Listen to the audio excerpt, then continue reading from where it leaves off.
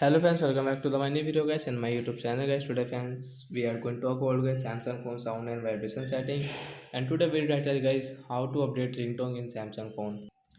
Friends, we want to update guys your Samsung phone ringtone. So how can you update it today fans? I will show you. I will tell you in this video. So before starting video fans, first of all go and subscribe the channel guys. Click the bell icon, like the video.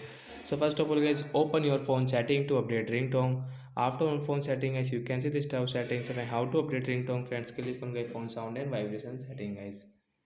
Tap on sound and vibration, and friends you can see guys your phone ringtone setting guys. Tap on ringtone.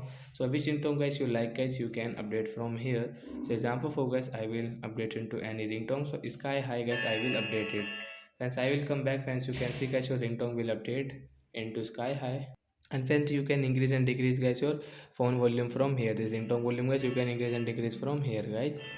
So like that guys, you can use your phone volume setting, and friends you can update your Samsung phone ringtone. So that's it guys, thanks for watching the video.